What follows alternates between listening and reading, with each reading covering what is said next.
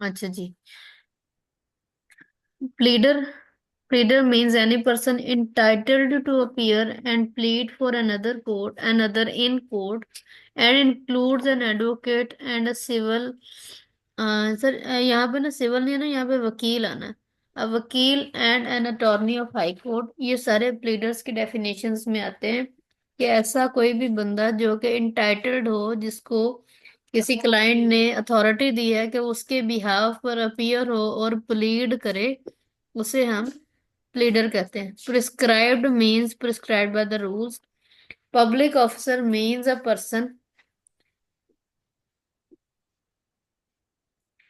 A person falling under any of the following descriptions. अब ये public officer की definition है, इसको आपने देखना है, ये काफी इंपॉर्टेंट है। इसमें ये 13 किस्म की कैटेगोरिकली पर्सन उन्होंने रखे हैं, ये देखने हैं हमने। सबसे पहले एवरेज जज। Every person in the service of Pakistan, Pakistan में किसी भी डिपार्टमेंट में जो सर्विस में है वो पब्लिक ऑफिसर के डेफिनेशन में आता है। एवरी ठीक। कमीशन और gazetted officer in military, naval और air force of the Pakistan while in the service of the state. कोई भी ऐसा बंदा जो किसी भी फॉर्म में डिफेंस फोर्स का बंदा है और कोई भी कमीशन्ड ऑफिसर है, वो क्या है, वो पब्लिक ऑफिसर की डेफिनेशन में आता है। ये आपके तीन उन्होंने डिफेंस फोर्सेस बताई है, मिलिट्री, नेवल एंड एरी। तो ये सारी जो हैं, इन डिफेंस फोर्सेस में जितने भी बंदे होंगे वो पब्लिक ऑफिसर की डेफिनेशन में आएंगे। Every officer of the Court of Justice whose duty it is as such officer to investigate or report on any matter of law or fact, or to make, authenticate or keep any document, or to take charge or dispose of any property। तो ये या इस, or to execute any judicial process, or to administer any oath, or to interpret or to preserve the order in the court, or every person specially authorized by the court of the justice to perform any such duties।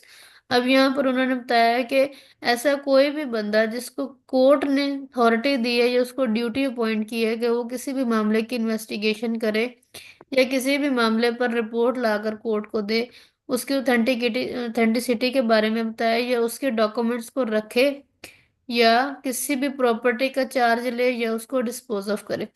अब investigation और report लेके आना ये local commissions का काम होता है। Court अपने नुमाइंदगान मुकर्रर करती हैं और वो किसी भी मैटर के ऊपर रिपोर्ट लाकर कोर्ट में सबमिट करती हैं। फिर उसके बाद है कि डॉक्यूमेंट्स की ऑथेंटिसिटी के बारे में बताना भी इन्हीं नुमाइंदगान का काम होता है। और उसके बाद किसी भी प्रॉपर्टी को देखना या उसको डिस्पोज ऑफ करना भी इनका काम होता है। इसमें आपके रिसीवर्स आ जाते हैं, जो कि हमारा ऑर्डर 46 से डील करता है, तो वो इसमें शामिल होते हैं। और to execute any judicial process या किसी भी मामले को एग्जीक्यूट करना, जैसे कि हम सिविल कोर्ट्स में देखते हैं कि नीलामी होती है, तो भी कोई ना कोई एडवोकेट जिसको कोर्ट अपॉइंट करती है वो नीलामी करवा देते हैं। या कोई भी जो बैंक स्टेटमेंट्स है या किसी भी बैंक की कोई भी चीज़ है उसको रिसीव करना है, तो उसके लिए रिसीवर अपॉइंट हो रहे हैं। या कोई एविडेंस जो है जो कि कोर्ट में नहीं आ सकते और उसको जाकर रिकॉर्ड करना है, तो उसके लिए लोकल कमीशंस अपॉइंट होते हैं। और टू एडमिनिस्टर एनी ओथ, या किसी भी हलफ को देखना, और टू इंटरप्रेट और उसकी वजाहत करना, and to preserve the order, या किसी भी ऑर्डर को महफूज करना, या किसी भी फैसला जात को महफूज करना। हम अपने कोर्ट्स में देखते हैं कि जितने भी अहलमद हैं वो कोर्ट्स की फाइलों को और उनके ऑर्डर्स को प्रिजर्व करके रखते हैं। ठीक है। तो ये सारे क्या हैं, ये सारे पब्लिक ऑफिसर्स हैं। ई क्या है? E है every person who hold any officer by the virtue of which he is empowered to place and keep any person in confinement। यहाँ पर सिविल इम्प्रिजनमेंट की बात है, क्योंकि सीपीसी में पिनल का पनिशमेंट नहीं होती, यहाँ पर सिविल इम्प्रिजनमेंट है। तो अगर ऐसा कोई बंदा है जो अगर ऑर्डर 21 की कंप्लाइंस नहीं करता और सिविल इम्प्रिजनमेंट को फेस करता है, तो उस बंदे को जिस कन्फाइनमेंट में रखना होता है वो भी पब्लिक ऑफिसर होता है। Every officer of the government whose duty it is as such officer to prevent the offences. ऐसा कोई भी बंदा जिसको ड्यूटी है कि वो क्राइम को रोके, और गिव इंफॉर्मेशन ऑफ ऑफेंसेस, या किसी भी ऑफेंस की इंफॉर्मेशन लेके, और to bring the offender to the justice, या जो भी मुल्जमान है उनको इंसाफ के दरवाजे तक लेके आए, and to protect the public health and safety and convenience, या जो पब्लिक की जो हेल्थ है या उसकी सेफ्टी का जिम्मेदार हो, उन्हें भी हम पब्लिक ऑफिसर्स कहते हैं। और इसमें आपके सारे जो पुलिस का अमला है, जो आपकी इंटरनल डिफेंस फोर्स है इन शेप ऑफ पुलिस और डॉल्फिन और एलीट फोर्सेस, ये सारी इस में आती हैं, और ये सारे पब्लिक ऑफिसर्स होते हैं। G clause है, every officer whose duty it is as such officer to take, receive, keep or expend any property on the behalf of government, government के बिहाफ पर कोई भी बंदा अगर कोई प्रॉपर्टी लेता है या रिसीव करता है या उसे रखता है या उसकी बढ़ोतरी करता है, तो वो क्या है, वो पब्लिक ऑफिसर है। या कोई भी जो है वो सर्वेस कर रहा है, असेसमेंट्स करता है, असेसमेंट का मतलब होता है तखमीना करना या हिसाब किताब लगाना, और contract on the behalf of government, या गवर्नमेंट के बिहाफ पर किसी से कोई मुआहदा करता है, तो वो भी पब्लिक ऑफिसर्स होते हैं। इसमें आपके इस क्लॉज में जो है, जी क्लॉज में, आपके सारे रेवेन्यू डिपार्टमेंट के बंदे होते हैं, जो कि गवर्नमेंट के बिहाफ पर सर्वे भी करते हैं, असेसमेंट्स भी करते हैं, और उनके बिहाफ पर प्रॉपर्टीज खरीदते भी हैं, रखते भी हैं, कॉन्ट्रैक्ट्स वगैरह भी करते हैं, or to execute any revenue process, or to investigate or to report any matter affecting the pecuniary interest of the government। ठीक है, या कोई भी प्रोसेस है जो रेवेन्यू से रिलेटेड है उसको एग्जीक्यूट करता है, उसके बारे में रिपोर्ट करके उनको बताएं, या कोई भी ऐसा मैटर जिसकी वजह से गवर्नमेंट के जो माली इंटरेस्ट हैं उनको कोई भी असर होता है, तो वो जो ऑफिसर है वो पब्लिक ऑफिसर की डेफिनेशन में आता है। या पेकूनरी इंटरेस्ट के हवाले से कोई भी डॉक्यूमेंट है उनको रखता है या उनको बनाता है, वो भी पब्लिक ऑफिसर की डेफिनेशन में आता है। And to prevent the infraction of law for the production protection of pecuniary interest of the government, या जो गवर्नमेंट के जो माली इंटरेस्ट हैं, पिकूनरी इंटरेस्ट हैं, उनकी बाबत कोई भी लॉज वगैरह बनाते हैं, जैसे आपके टैक्स लॉज बनते हैं, वो सारे पिकूनरी इंटरेस्ट की बुनियाद पर बने हुए होते हैं। तो उनको बनाने वाला, उनकी प्रोटेक्शन करने वाला, उनको इन्फोर्स करने वाले, ये सारे कौन होते हैं? ये सारे पब्लिक ऑफिसर्स होते हैं। जी क्या कह रहा है? एच है, every officer in the service और द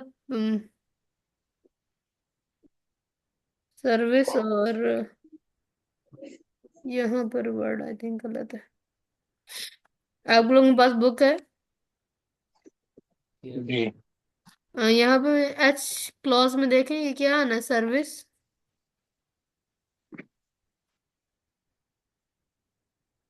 सर्विस है। सर्विस के बाद क्या वर्ड है? सर्विस और पे। सर्विस और पे ऑफ गवर्नमेंट और remunerated by the fees of a commission for the performance of any public duty. इसमें हमारे लोग। ऐसे यही जी। ऐसे ही लिखा हुआ है। हाँ जी, ठीक है। इसमें आपके लोकल कमीशंस आते हैं सारे, जिनको एक खास फीस के तहत एक पब्लिक ड्यूटी परफॉर्म करने के लिए दी जाती है। ठीक है, जैसे कमीशंस का जो सेक्शन है ना, वो आपका 76 है, अलोंग विद ऑर्डर 41। तो वहां पर आप देखें, लेकिन जो का सिलेबस में नहीं है, तो उसको बाद में डिटेल में देख लेंगे।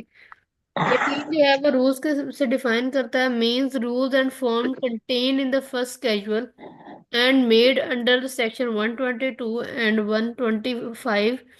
122 एंड 125 जो है वो आपकी हाई कोर्ट और आपकी प्रोविंशियल गवर्नमेंट को अथॉरिटी देता है कि वो किसी भी वक्त किसी भी चीज के लिए जो है रूल जो है वो frame कर सकते हैं।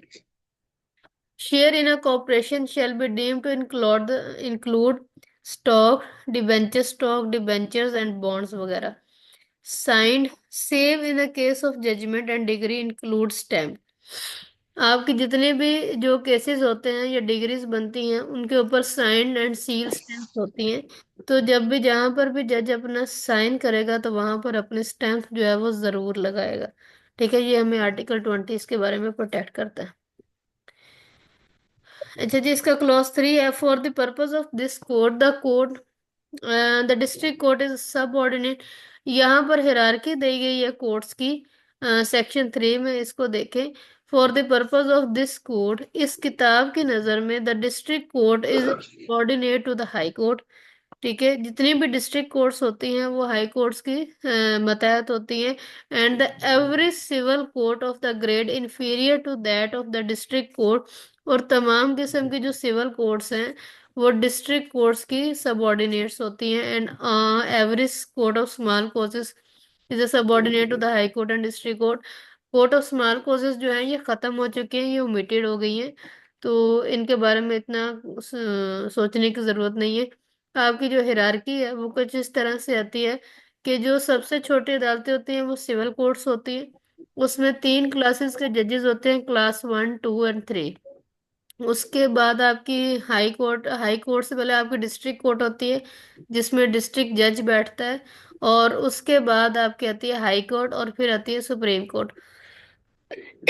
हाई कोर्ट और सुप्रीम कोर्ट जो है वो कॉन्स्टिट्यूशनल कोर्ट्स हैं, तो आप हाई कोर्ट तक रहे। सुप्रीम कोर्ट जो है वो सिविल कोर्ट की डेफिनेशंस में नहीं आती है। In section 4, in the absence of any specific provision to the contrary, nothing in this code shall be deemed to be limit or otherwise affect any special and local law now in force।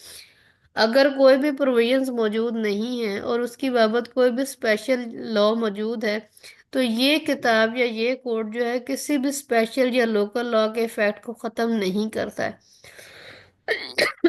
ये लिमिटाइज नहीं कर रहा। और any special jurisdiction, या कोई भी special jurisdiction है किसी भी मामले के हवाले से, तो वहां पर वो स्पेशल लॉ ही प्रिवेल करेगा, वहां पर सीपीसी प्रिवेल नहीं करती।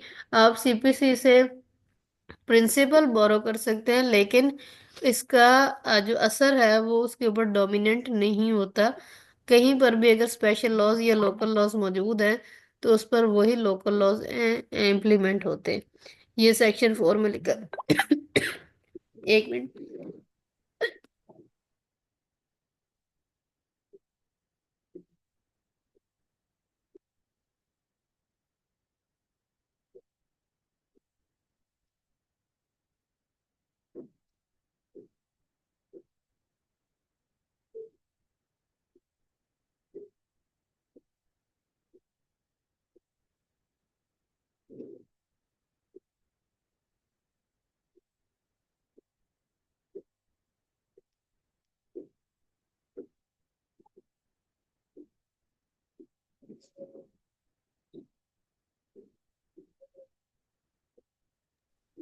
अच्छा जी।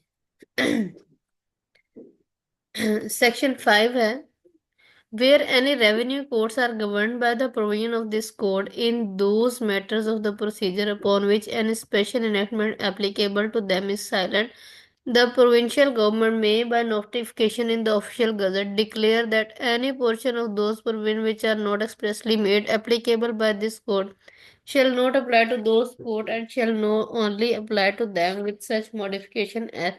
अच्छा, आपके जो रेवेन्यू कोड्स हैं, आपका रेवेन्यू कोड्स के लिए एक स्पेशल लॉ बनाया गया, उसे हम लैंड रेवेन्यू एक्ट कहते हैं। उसकी मौजूदगी में सिविल प्रोसीजर कोड अप्लाई नहीं होता।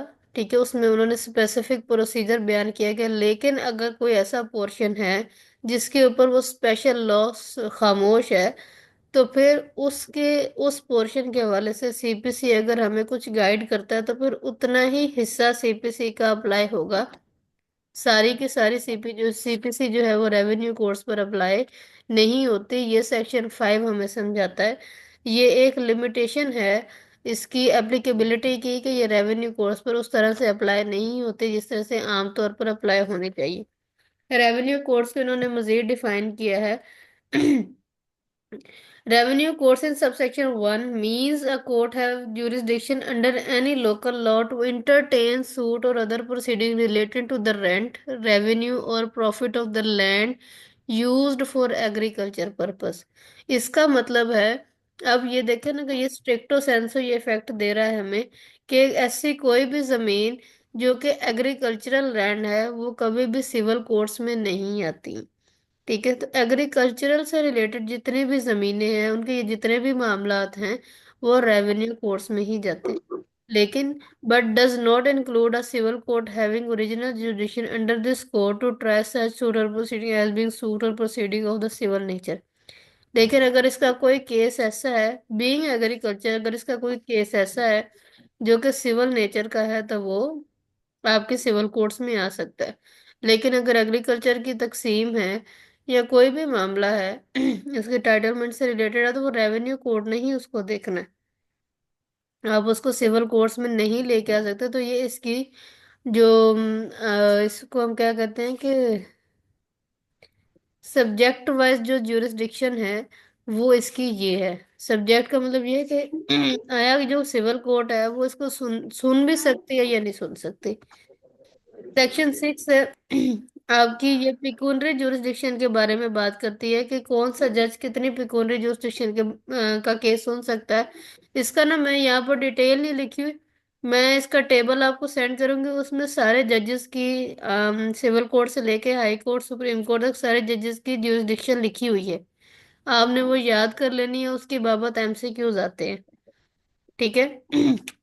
ठीक। Same so far as it otherwise expressly provided, nothing herein contained shall operate to give any court jurisdiction over a suit, the amount or value of the subject matter of which exceed the pecuniary limits of its jurisdiction। यहाँ पर सिर्फ एक principal दिया गया है कि अगर जो भी कोर्ट्स की जो pecuniary jurisdiction है उसकी हद से ज्यादा अगर कोई ऐसा केस आ गया जिसकी pecuniary लिमिट ज्यादा है, तो कोर्ट ऐसे केस को नहीं सुनेगी। सपोज अगर एक, जैसे हमारे सिविल कोड 3 है, उसकी जो पिक्यूनरी जुरिस्डिक्शन है वो ये है कि वो सिर्फ 1 मिलियन तक का जो सूट प्रॉपर्टी है उसको सुन सकते हैं। यानी ऐसी कोई भी केस जिसकी मालियत 10 लाख रुपए है तो उसको वो सुन सकती है। और अगर 10 लाख से 1 रुपया भी ऊपर है तो उसकी जुरिस्डिक्शन खत्म होकर वो सिविल क्लास 2 को शिफ्ट हो जाती है। तो हमें ये देखना पड़ेगा। ये मैं आपको टेबल सेंड करूंगी तो आप वहां से देखिएगा। जी। स्मॉल को ये सेक्शन 7 जो है ये ओमिटेड है, इसको पढ़ने की जरूरत नहीं। 8 भी ओमिटेड है। jurisdiction to the courts and the res judicata। Section 9 आ जाइए, very much important. The court shall subject to the provisions herein contained have the jurisdiction to try all the suits of civil nature। यहाँ तक जो है वो आपका general rule है कि जो कोर्ट्स हैं जो उनके पास जुरिडिक्शन है कि वो हर किस्म का जो सिविल नेचर का केस है, सिविल नेचर का सूट है, उन्हें वो सुन सकती हैं और उनको एंटरटेन कर सकती हैं। लेकिन एक्सेप्टिंग, अब ये आगे से एक्सेप्शंस हैं, suit of which their cognizance इधर एक्सप्रेसली एंड इम्प्लाइडली बार। लेकिन ऐसे किसी भी दावे को वो नहीं सुन सकते जिनकी जो ट्रायल है या जिनका जो कॉग्निजेंस है वो लिखकर या इम्प्लाइडली तौर पर, जबानी तौर पर वो मना हो। जैसे कि आप फैमिली कोर्ट्स हैं, फैमिली कोर्ट एक्ट में आप जाकर देखें तो वहां पर लिखा हुआ है कि वो उसके ऊपर सीपीसी अप्लाई नहीं होती। या उसकी अगर आप कोर्ट के डेफिनेशन देखें तो वहां पर court presiding officer of family court लिखा है। तो वो एक्सप्रेसली बार्ड है कि ऐसा केस जो है वो सिविल कोर्ट नहीं सुन सकती। क्रिमिनल केस जो है वो इम्प्लाइडली बार्ड है, एक्सप्रेसली बार्ड है कि वो सिविल कोर्ट नहीं सुन सकते। या ऐसा कोई भी केस जो है जिसको कोर्ट ने, सपोज एक केस है और वो सही सिविल नेचर का केस है, लेकिन उसमें एक खास टाइम लिमिटेशन दे दी जाती है कि आपने उस खास टाइम लिमिटेशन के अंदर ही वो केस करना है। लेकिन हम वो केस नहीं करते, टाइम बार्ड हो जाता है। ठीक है, तो वो एक्सप्रेसली टाइम बार्ड है, एक्सप्रेसली बार्ड है कि सिविल नेचर का होते हुए भी हम उस केस को नहीं सुन सकते। आगे आप प्रोविजंस बढ़ेंगे तो वहां पर भी आपको बार नजर आएंगे। तो वो हम देखते हैं रूल्स में काफी सारे लिखी जगह पर कि वो केस जो है वो नहीं सुने जा सकते। आपने थ्रू आउट सीपीसी आपने सेक्शन 9 को जहन में रखना है। A suit in which the right of property or to an office is contested is a suit of the civil nature। ऐसा कोई भी दावा जो कि प्रॉपर्टी के राइट से रिलेटेड है या कोई भी ऐसा जो कि कंटेस्टेड नेचर का है वो सिविल नेचर का, not with standing that such right such right may depend. Notwithstanding that, such right may depend entirely on the decisions of question as to the religious rites and ceremonies। और ऐसा कोई भी जो question है जो कि case से related है वो आपके मजहबी और आपके राइट्स रिचुअल्स और राइट्स रस्म और रिवाज के जो कहते हैं उनके ऊपर डिपेंड करता है या उनके ऊपर डिपेंड नहीं करता है, ये उनसे इंटायरली डिफरेंट होते हैं। आपके रस्म और रिवाज को मद्देनजर रखते हुए आपके केस को डील किया जाता है।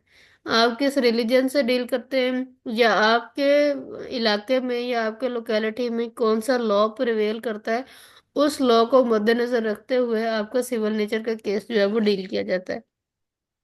सेक्शन 10 है, इसको आप इसे हम कहते हैं रेस सब जुडिस।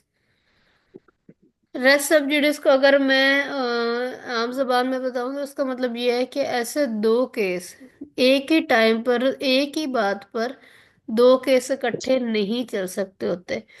आप एक ही प्रॉपर्टी की बाबत एक केस यहाँ फैसलाबाद में करते हैं, एक उसी प्रॉपर्टी की बाबत आप दूसरा केस लाहौर में करते हैं, तो वो साइमल्टेनियसली एक ही वक्त में दो केसेस को आप पैरेलली नहीं चला सकते हैं। ठीक है, अगर आप दोनों को चलाएंगे तो दो कंट्रोवर्शियल जजमेंट्स आ जाएंगी और समझ नहीं आएगी कि किसको इम्प्लीमेंट करना चाहिए और किसको इम्प्लीमेंट नहीं करना चाहिए।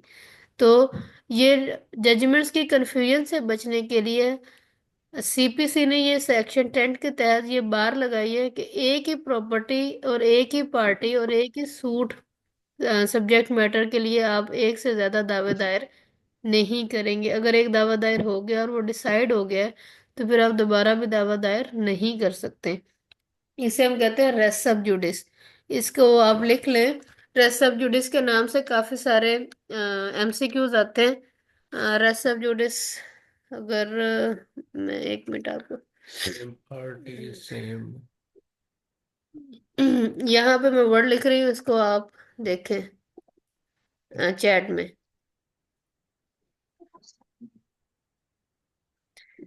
ये डॉक्ट्राइन है रेस सब जुडिस का और इसका आर्टिकल 10 है, आर्टिकल क्या है, सेक्शन 10 है सीपीसी का। इसमें मैं वर्डिंग पढ़ रही हूँ। No court shall proceed with the trial of any suit. किसी भी कोर्ट को किसी भी ऐसे दावे का ट्रायल चलाने की इजाजत नहीं है। शैल का वर्ड है, इसका मतलब है ये मैंडेटरी प्रोविजन है। इन विच किसी भी कौन सा मैटर है, in which the matter in issue is also directly and substantially in issue in a previously instituted suit between the same parties or between the parties under whom they or any of them claim litigating under the same title, where such suit is pending in the same or any other court in Pakistan having the jurisdiction to grant the relief so claim। यानी कि कोई भी ऐसा matter जो कि किसी भी तरह से डायरेक्टली या इनडायरेक्टली सब्सटेंशियली तौर पर, यानी उसको मांगा नहीं गया था लेकिन इनडायरेक्टली कोर्ट ने उस पॉइंट को भी डिसाइड किया है, किसी भी पिछले दावे में प्रीवियसली इंस्टीट्यूटेड है, यानी पहले से उस मामले पे कोई दावा दायर है, किन के दरमियान, सेम पार्टीज के दरमियान में। तो same party, same cause of action, same subject matter under a same title. तो जब सब कुछ सेम है तो आप एक साथ दो केसेस जो है उनको नहीं चला सकते होते। तो ये इस डॉक्ट्राइन को हम रेस सब जुडिस कहते हैं। और अगर ऐसा कोई काम हो जाए तो एक केस को पेंडिंग रख के दूसरे केस को डिसाइड किया जाता है, ताकि दो कंट्राडिक्टरी जो है वो जजमेंट्स ना आ जाए। और जब एक केस डिसाइड हो जाता है तो दूसरे केस को खारिज कर दिया जाता है। The pendency of the suit, ये फॉरेन कोर्ट्स को रहने दे, इसका इतना कॉन्सेप्ट नहीं है। आर्टिकल सेक्शन 10 है। सेक्शन 10 हम कहते हैं रेस जुडिकाटा को, ये मेरे ख्याल रेस जुडिकाटा का ही सेक्शन है। 11। 11 इसे ये बिल्कुल नए 10 से ना उलट है थोड़ा सा। 10 में क्या था कि टू पैरेलल प्रोसीडिंग्स है, यानी दोनों केस जो है वो कॉन्टिन्यूसली चल रहे हैं, दोनों ट्रायल में है। लेकिन सेक्शन 11 में है कि पहले से कोई केस डिसाइड हो गया है और दोबारा से उसी नौयत का केस जो है वो आप अदालत में लेकर आ गए। एक minute. No court shall try a suit or issue in which the matter directly or substantially in issue has been directly or substantially in issue on a former suit, former होता है पिछला, between the same party or between the parties under whom they are or any of the claim litigating under the same title in the court competent to try such subsequent suit, the suit in which the such issue has been subsequently raised and has been heard and finally decided by the such court. यानी कि कोई भी court किसी भी ऐसे case को try नहीं कर सकती या सुन नहीं सकती जिसके ऊपर पहले से कोई फैसला आ चुका हो, चाहे वो डायरेक्टली आ गया हो या इनडायरेक्टली उस इशू पर। यहाँ पर केस की बात नहीं है, यहाँ पर इशू की बात है। ठीक है, एक केस में एक से ज्यादा इश्यूज भी फ्रेम हो जाते हैं। सपोज एक केस में एक प्रॉपर्टी है और उसकी टाइटलमेंट के बारे में केस किया एक पार्टी ने और कोर्ट ने उसका फैसला कर दिया। बाद में उस प्रॉपर्टी की, बाद में कभी उस प्रॉपर्टी की डिवीजन के बारे में दावा आता है, तकसीम जायदाद का दावा आता है। तो मैंने आपको पहले बताया था कि जब भी तकसीम जायदाद का दावा आता है तो पहले टाइटलमेंट डिसाइड होती है और फिर तकसीम जायदाद होती है।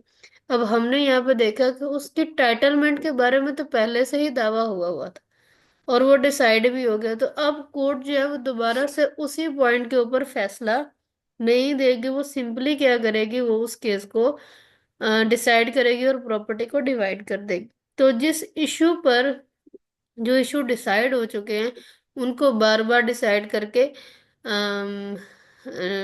नंबर ऑफ जो है ना जजमेंट्स या नंबर ऑफ ओपिनियंस जो है वो कोर्ट पेश नहीं करेगी। अब यहाँ पर वर्ड फॉर्मर सूट है। फॉर्मर सूट का कॉन्सेप्ट थोड़ा सा अलग है, इसको समझिए। The expression farmer suit shall denote a suit which has been decided prior to the suit in question whether or not it has been instituted prior thereto। इसका मतलब ये है कि फॉर्मर सूट वो होता है जो पहले डिसाइड हो जाए, ना कि वो केस होता है जो पहले दायर किया हो।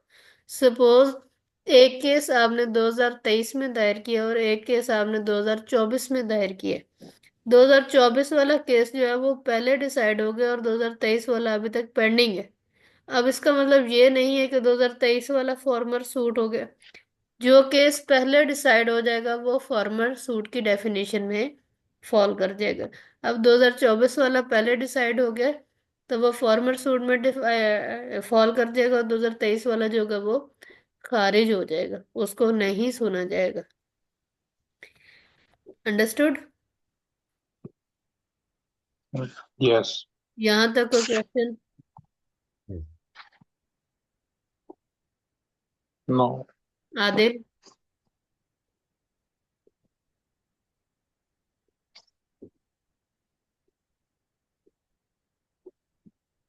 अच्छा जी, एक्सप्लेन। यस मैम, सुन रहा हूँ, मैं सुन रहा हूँ।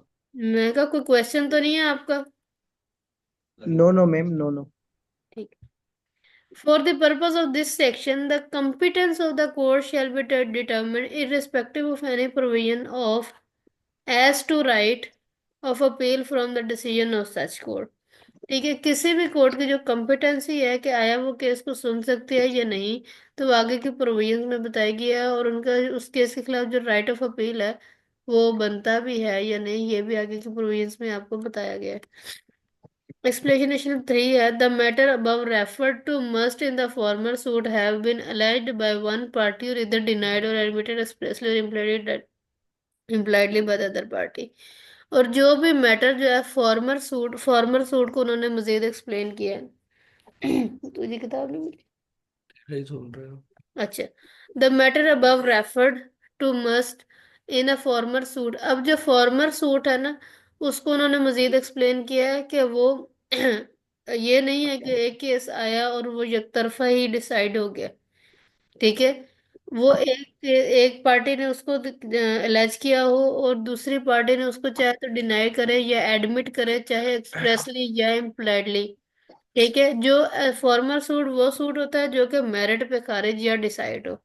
ठीक है, ये नहीं है कि एक तरफा आया और एक तरफा सुन के कोर्ट ने डिसाइड कर दिया, ऐसी बात नहीं है। ठीक है, जो मेरिट पर डिसाइड होंगे वो फॉर्मल सूट की डेफिनेशन में आएंगे। ये कंस्ट्रक्टिव रेस जुडिकाटा की डेफिनेशन है, एक्सप्लेनेशन 3 और 4। Any matter which might and ought to have been made ground of defense or attack in such form In such former suit shall be deemed to have been a matter directly and substantially an issue in such suit। और ऐसा कोई भी पिछला case जो कि किसी भी shape में आपके डिफेंस के लिए या आपके अटैक के लिए इस्तेमाल होता है, उसको हम वो जो है वो ग्राउंड्स बन सकते हैं आपके किसी भी डिफेंस या अटैक में।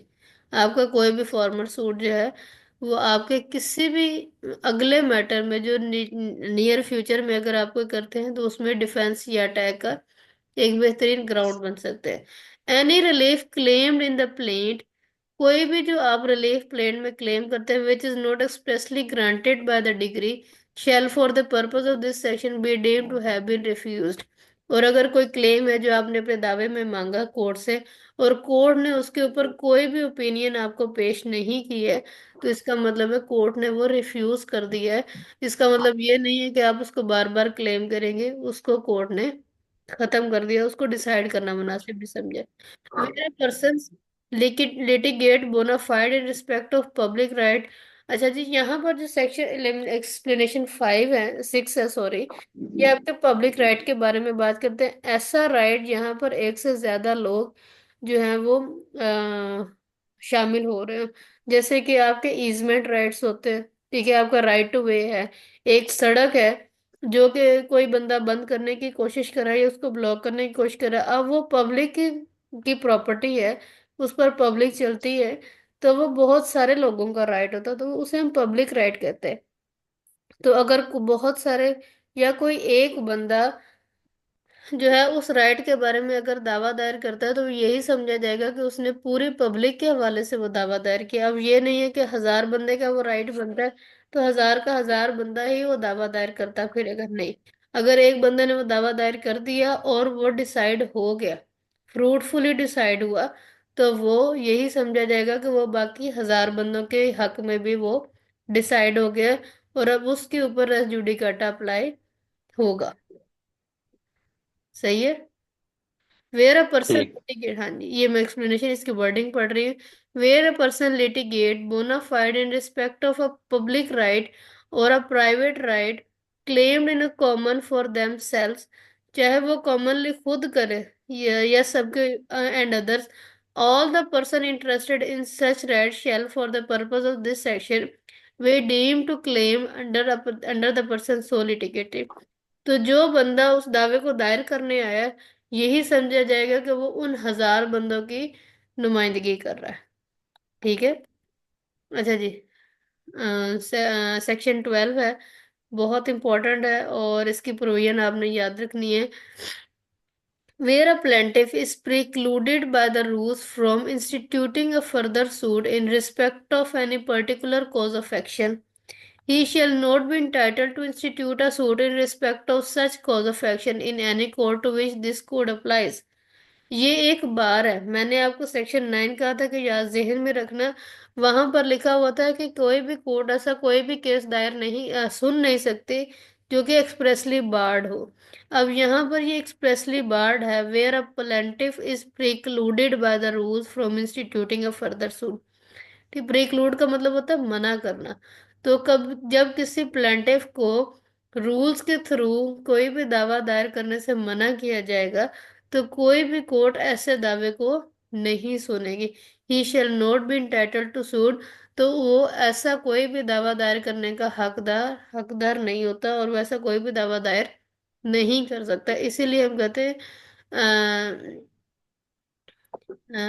ये क्या है, इसकी हेडिंग क्या है, फर्दर सूट। अच्छा जी, सेक्शन 12 सब क्लॉज 2 जो है ये इम्पोर्टेंट है, इसको हम अपनी कचहरी की जबान में डिग्री बाय फ्रॉड कहते हैं।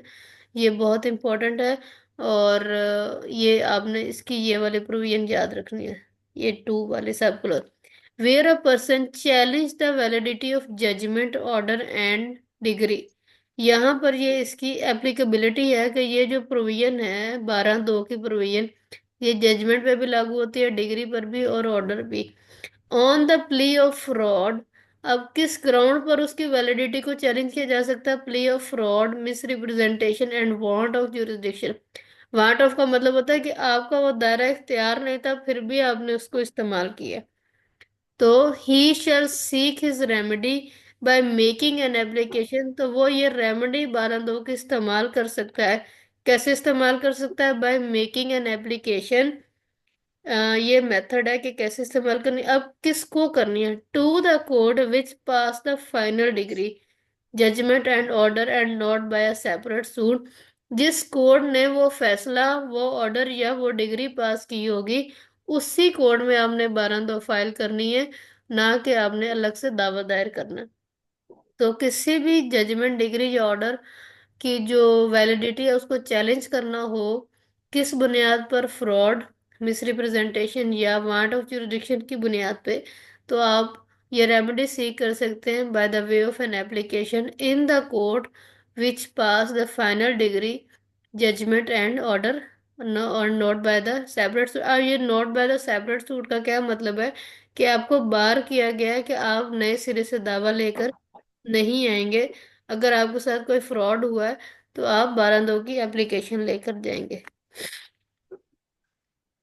समझ आ गई? ठीक।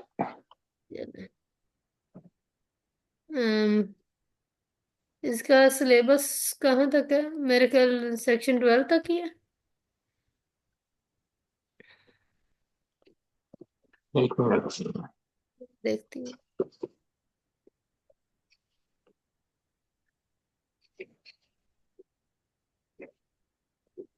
और 1912 चलें, सेक्शन 12 तक है। उसके बाद 15 to 20 हैं, ये टेरिटोरियल जुरिडिक्शन से रिलेटेड करते हैं। तो ये हम कल ही इसको स्टार्ट करेंगे क्योंकि नया टॉपिक है ये। ठीक है, ठीक। आज जितना पढ़ा है इसको देखना है। मैं कल सुन भी सकती हूँ, मैं पूछ भी लेना कुछ ना कुछ। ठीक है। ठीक है, मैं कल आपको फिर यही जो सेम लिंक आपके पास है ना, रोजाना यही 6 बजे आपने ज्वाइन करना। ठीक है। Okay, thank you. Same link से ज्वाइन हो जाएंगे। अल्लाह हाफिज। अल्लाह हाफिज।